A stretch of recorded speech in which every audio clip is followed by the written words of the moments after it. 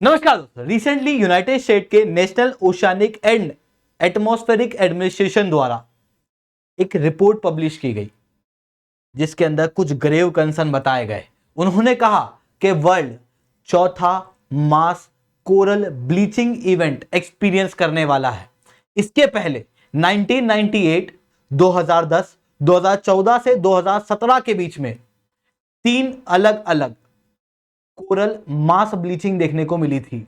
But अब जो मास bleaching हम लोग एक्सपीरियंस करने वाले हैं, और इन्होंने कहा कि हम कर रहे हैं, शुरू हो चुका है, ये अभी तक का सबसे खतरनाक कोरल ब्लीचिंग होगा जो न केवल समुद्र को बल्कि पूरी मानव सभ्यता को, बायोडाइवर्सिटी को नेगेटिव रूप से इंपैक्ट देगा। इन्होंने ये भी कहा कि ये जो इवेंट है ये अभी तक का वर्स्ट ब्लीचिंग इवेंट है in the history of this planet. दोस्तों, ये कोरल मास ब्लीचिंग है क्या, इससे किस तरीके से बड़े इकोसिस्टम पे असर पड़ता है, इसे मैं शुभेंद्र सिंह चौहान इस सेशन के अंदर डिस्कस करूंगा। बट उसके पहले आप लोग मेरे साथ C10 टेलीग्राम ग्रुप के ऊपर जुड़ सकते हो। मेरे क्लास की अपडेट, पीपीटी, पीडीएफ सब कुछ आपको यहाँ मिल जाएगी। यूपीएससी सीएससी की तैयारी करना, इंडिया के टॉप एजुकेटर से ऑफलाइन क्लास के अंदर पढ़ना है तो दोस्तों अनअकैडमी अब केवल ऑनलाइन नहीं है बल्कि अनअकैडमी अब ऑफलाइन सेंटर्स के अंदर भी आ चुकी है। दिल्ली के करोलबाग, मुखर्जी नगर के अंदर, प्रयागराज के सिविल लाइंस के अंदर हमारे ऑफलाइन सेंटर्स ऑलरेडी खोले जा चुके हैं। अगर आप 2025 की तैयारी कर रहे हो तो आप लोगों के लिए फाउंडेशनल कोर्स है। अगर आप 2024 के लिए तैयारी कर रहे हो तो आपके लिए प्रीलिम्स का क्रैश कोर्स, अलग अलग सब्जेक्ट के कैप्सूल कोर्स, सीसेट का क्रैश कोर्स अवेलेबल है। इवन अगर आप केवल ऑप्शनल या मेंस की तैयारी करना चाहते हो तो मेंस गाइडेंस प्रोग्राम और ऑप्शनल के कोर्सेज भी अवेलेबल हैं। 11 मार्च से आप इसके अंदर जुड़ सकते हो। 11 मार्च तक एक ऑफर अवेलेबल है जहां पर आप ये कोड लगाओगे तो आपको 40% तक का डिस्काउंट अनअकैडमी के सारे कोर्सेज पे मिलेगा, चाहे वो यूपीएससी सीएससी का हो या फिर दूसरा कोर्स हो, ऑनलाइन हो या ऑफलाइन हो, आपको ये कोड लगाना है। अब आप कहोगे सर ये जो कोर्स आप बता रहे हो ये खरीदना कहां से? या तो इस क्यूआर कोड को स्कैन कर लो, उससे कर लो। नीचे कमेंट के अंदर आपको एक लिंक मिलेगी, उसको खोलना, पूरा फिल आउट कर देना। हमारी टीम आपको रीच आउट करेगी और गाइडेंस दे देगी किस तरीके से इन कोर्सेज को खरीदना है। इसके अलावा आगे बढ़ने से पहले एक सवाल पूछना चाहूंगा कि कौन सी राज्य सरकार द्वारा वर्ल्ड इकोनॉमिक फोरम के साथ में एआई सेंटर बनाने के लिए कोलैबोरेशन किया गया है? कर्नाटक, महाराष्ट्र, तमिलनाडु, केरला। सही जवाब नीचे कमेंट के अंदर देना। जो सही जवाब देगा ना उसी कमेंट के ऊपर मैं हार्ट दूंगा। चलिए दोस्तों, आप समझने का प्रयास करते हैं। सबसे पहले बात करते हैं कोरल रीफ होता क्या है। ये दिख रहा है, ये जो कलर था, वो बचपन में मूवी वगैरह देखी होगी ना आपने, क्या नाम था, नीमो वाली, उसके अंदर आपको इस तरीके की चीजें दिखेंगी। ये कोरल रीफ है।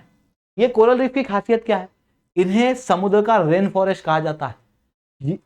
ये भारी मात्रा में अलग अलग प्रकार के जानवर की स्पीशीज को अट्रैक्ट करती है, जिसके कारण से दुनिया भर में जितनी बायोडाइवर्सिटी है उसका 25% आपको यहां पर देखने को मिलेगा। ये कोरल रीफ बहुत इंपॉर्टेंट होती है समुद्र की बायोडाइवर्सिटी के लिए, और क्योंकि समुद्र के ऊपर हम लोग डिपेंडेंट हैं तो हमारे लिए भी। अब इस कोरल रीफ की ब्लीचिंग कैसे होती है उसे समझने से पहले समझो कि कोरल रीफ हकीकत में क्या है। ये सामने फोटो दिखा, ये है कोरल रीफ, पर हकीकत में ये कोरल रीफ है क्या? एक्चुअल में एक चीज होती है कोरल पॉलिप, इस तरीके के होते हैं। अलग अलग स्पीशीज के एक संगठन को कोरल पॉलिप कहा जाता है जो इस तरीके के दिखते हैं। इनकी खास बात क्या होती है कि ये अंदर से खोखले होते हैं, खाली होते हैं। ये ऊपर यहां पर इनके टेंटेकल्स देखने को मिलेंगे, है ना।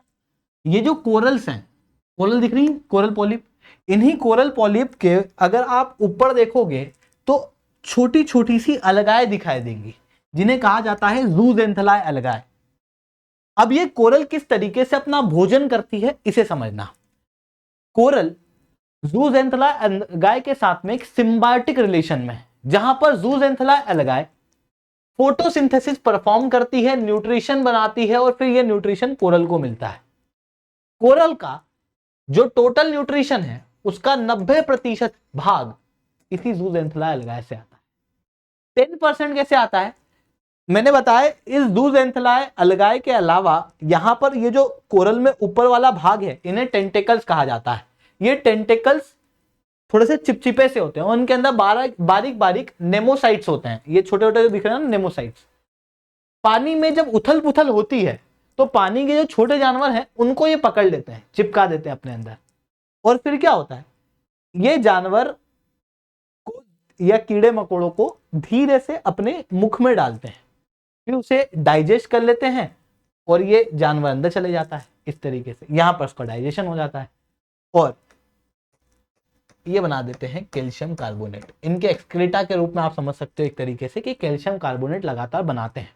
ये जो टोटल न्यूट्रिशन आ रहा है उनसे ये कैल्शियम कार्बोनेट नीचे पे बनाते रहते हैं। समझ में आया कि किस तरीके से फंक्शन चला। अब आप समझो कि ये कोरल है, कैल्शियम कार्बोनेट मतलब एक तरीके से चूना।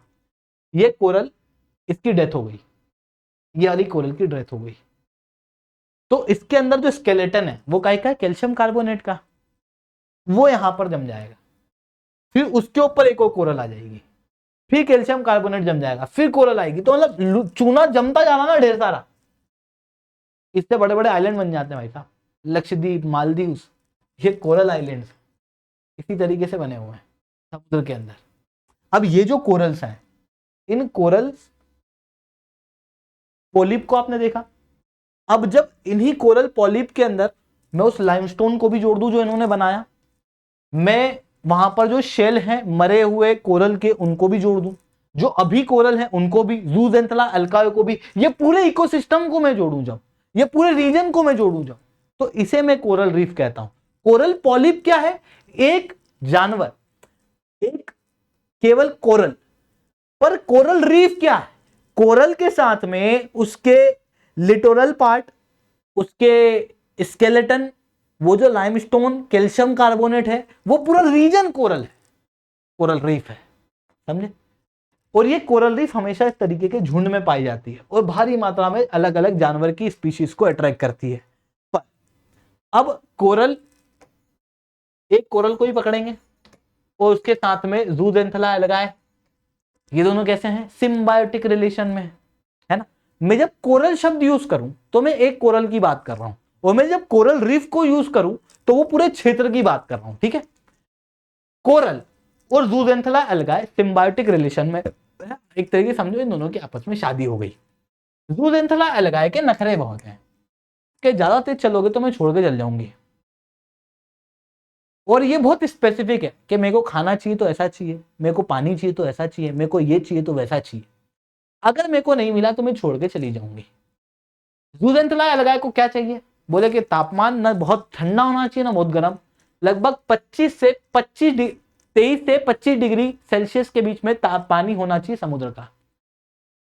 पानी की डेप्थ बहुत ज्यादा नहीं होना चाहिए, कम होना चाहिए, ताकि मैं फोटोसिंथेसिस से खाना बना सकूं, सूरज की रोशनी आ सके। ऐसी कंडीशन में 25 मीटर से ज्यादा डेप्थ नहीं होना चाहिए, ऊपर से लाइट आती रहनी चाहिए फोटोसिंथेसिस के लिए।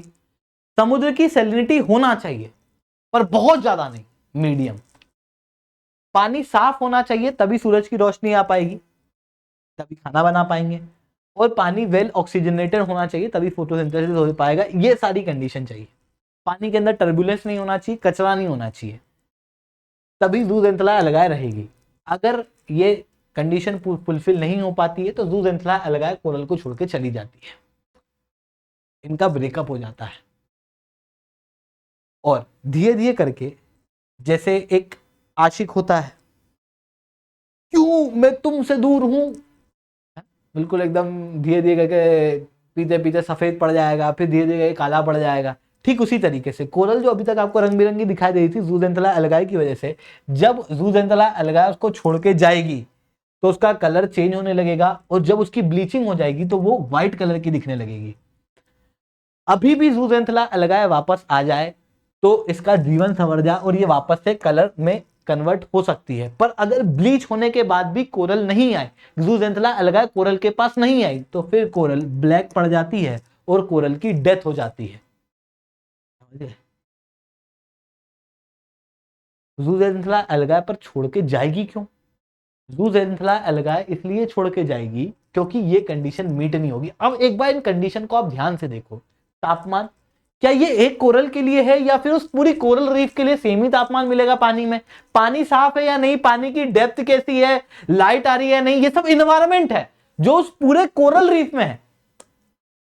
तो कोरल रीफ में सेम ही इन्वायरमेंट है, ये तो लाइट उतनी आएगी, उतनी कम होगी। अभी दिक्कत क्या हो रही है? अभी दिक्कत ये हो रही है कि क्लाइमेट चेंज हो रहा है, समुद्र का तापमान बढ़ रहा है, उसके साथ में अल नीनो देखने को मिल रहा है। पहली बार पहले 12 महीने में हम लोगों को 1.5 डिग्री सेल्सियस का तापमान झेलने को मिलेगा।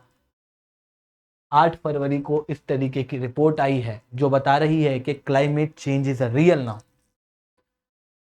उसके साथ में अल नीनो, जिसमें समुद्र का तापमान बढ़ा हुआ रहता है, क्लाइमेट चेंज की वजह से और बढ़ रहा है। अब इसकी वजह से वाइड स्प्रेड रूप से कोरल की ब्लीचिंग होती हुई दिखाई दे रही है। अब जब ये कोरल की ब्लीचिंग होगी तो ऑब्वियसली जो स्पीशीज इनके ऊपर डिपेंडेंट है वो भी कम होगी, समुद्र की बायोडाइवर्सिटी कम होगी, टूरिज्म कम होगा, साथ में फिशिंग वगैरह की जो एक्टिविटीज हैं वो कम होंगी। पूरे इकोसिस्टम के ऊपर एक नेगेटिव इम्पैक्ट पड़ेगा, क्योंकि समुद्र का इकोसिस्टम और जमीन का इकोसिस्टम आपस में लिंक है। ये चीजें हम लोगों को यहाँ पर देखने को मिल रही है। आई होप आप लोगों को ये सारी बातें समझ में आई होंगी। लेक्चर अच्छा लगा हो तो लाइक करना, लेक्चर बहुत अच्छा लगा हो तो नीचे 10 कमेंट करना। यूपीएससी सीएससी की तैयारी करना, इंडिया के टॉप एजुकेटर से ऑफलाइन क्लास के अंदर पढ़ना है, आप लोगों के पास में बहुत अच्छा मौका है। वीडियो के पीछे मैंने बता दिया है कि क्या क्या बेनिफिट है हमारे कोर्सेज के। इसके अलावा अगर आप प्रीलिम्स 2024 के लिए तैयारी कर रहे हो ना, तो हमारे टॉपर ने एक पॉडकास्ट बनाया है, सारे टॉपर्स को हम लोग साथ में लाके एक पॉडकास्ट बनाया है हम लोगों ने, जिसके अंदर आपको कुछ अच्छी टिप्स एंड ट्रिक्स दी जाएगी। आप चाहते हो तो इस पॉडकास्ट को देख सकते हो, यूट्यूब पे फ्री में अवेलेबल है।